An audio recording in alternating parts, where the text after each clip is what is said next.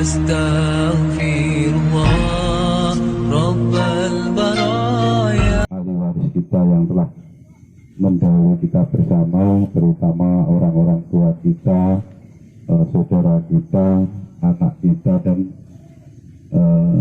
nanti telah mungkin yang telah mendahului kita, yaitu dipanggil oleh Allah Subhanahu Wa Taala. Ahli biar, ahli kubur, niki salame beda, dan ini saya harapkan panjenengan sedoyo lewat makam niku nek saged ditulis, diapalne dan dibaca.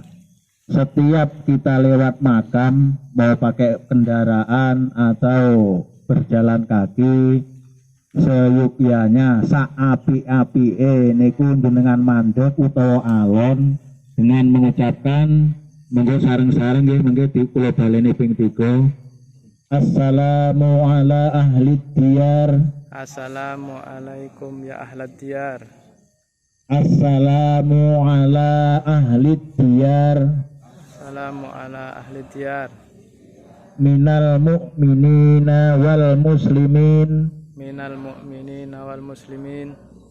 Minal mu'minina wal muslimin. Minal mu'minina wal muslimin. Antum lana fartun. Antum lana fardun. Wa nahnu insyaallahu bikum Wa nahnu insyaallahu lakum bikum lahikun. Engkau telah mendahului kami dan insyaallah kula lan jenengan ugi badhe nyusul. Allah, kalau kita duduk bersama di yang kita dapat petik, kemudian sampai di rumah kita renungkan tetangga kita, orang-orang tua kita seperti ini juga mereka. Maka Rasulullah itu mewajibkan ziarah kubur agar kita itu tahu bahwasanya tidak ada yang dibawa di alam kubur ini kecuali 3 perkara. Yang pertama, bapak dan ibu yang hidup sekarang ini mempunyai anak yang soleh dan solehah. Soleh dalam arti kata yang mau mendoakan kita sewaktu kita nanti hidup, juga sampai nanti kita meninggal. Adakah kira-kira kita mempunyai anak yang soleh atau solehah? Kalau tidak ada, Allahu Akbar. Kemudian yang ditinggalkan, yang kita tinggalkan yang kedua adalah ilmu yang bermanfaat. Apabila kita hidup di dunia ini mempunyai ilmu yang bermanfaat itu adalah ilmu yang kita peroleh, kemudian dapat kita amalkan, kemudian kita tularkan kepada tetangga kanan kiri, kepada masyarakat. Kemudian mereka itu mengamalkan ilmu tersebut. Itulah kategori amal ilmu yang bermanfaat. Dan insya Allah jika membawa keduanya itu lapanglah kubur kita. Dan yang terakhir yang kita bawa setelah kita berhadapan pada Rasulullah, ini adalah pintu. Mereka ini tidur, Pak. Mereka ini juga kehidupannya seperti kita di alam ini, hanya saja berbeda alam. Mereka juga mengharapkan kita, mengharapkan doa kita dan kebaikan-kebaikan anak-anaknya yang ditinggalkan. Yang terakhir itu adalah sedekah jariyah. Kalau semasa hidupnya kita dapat mengikhlaskan, memberi santunan, sedekah jariyah kepada fakir miskin, pembangunan masjid, kemudian MTA dan lain sebagainya, keperluan sosial, insya Allah ketiga-tiganya itu melapangkan kubur kita. Sekali lagi Rasulullah mengajarkan ziarah kubur ini hukumnya setengah wajib.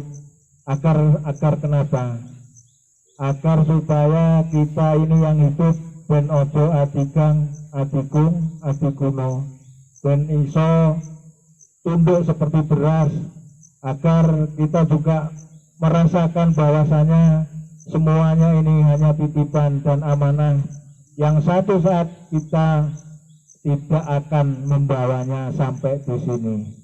Mudah-mudahan tahun ini tahun yang boleh dikatakan berbeda dengan tahun-tahun sebelumnya, dengan menyatukan niat tujuan kita sama untuk mengirimkan doa kepada ahli waris kita, baik yang di sini maupun yang di Jawa atau dimanapun, selama beliau ini di alam kubur, insya Allah doanya dikabulkan oleh Allah Ta'ala.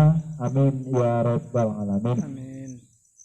Kemudian tata cara yang kedua saya sampaikan, karena niki nuwun sewu mboten kok kula niki rumangsa keminter mboten.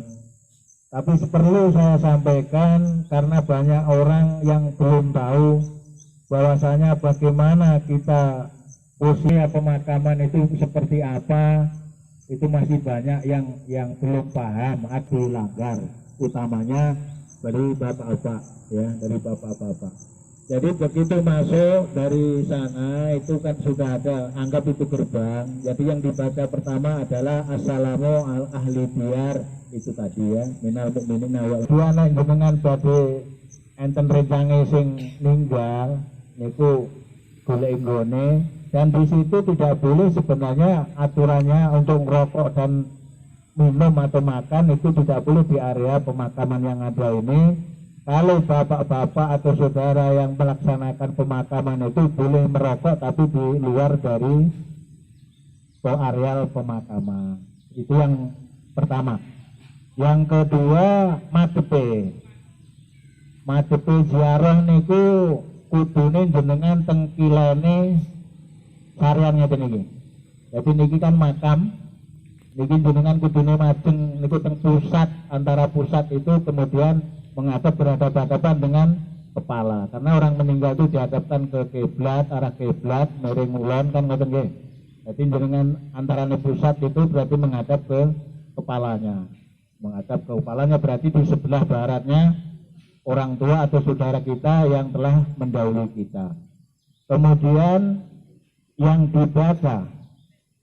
dibaca itu adalah surat Inna Anzalnahu fi Lailatul Qadri dan seterusnya itu 7 kali, kemudian Al-Falaq 3 kali, kemudian An-Nas 3 kali, kemudian Al-Ikhlas 3 kali. Jadi saya ulangi, setelah duduk menghadap mayat, ini mayat nih ya, jadi belajar mayat, duduk kemudian kirim Al-Fatihah.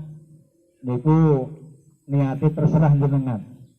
Tapi yang diutamakan dari Nabi dulu, kemudian sahabatnya, kemudian ahlinya, kemudian baru kepada bapak kita. Tapi kula nderek titip. Jadi ziarah kubur ini tujuannya untuk mengingatkan kita bahwasanya kita juga besok mbok bengi mbok kapan bakal lebih sekar karo tonggo kanan kiri. Itu mungkin pengantar sebelum kita membacakan kalimat tauhid. Mari sama-sama kita berserah diri kepada Allah Subhanahu wa taala.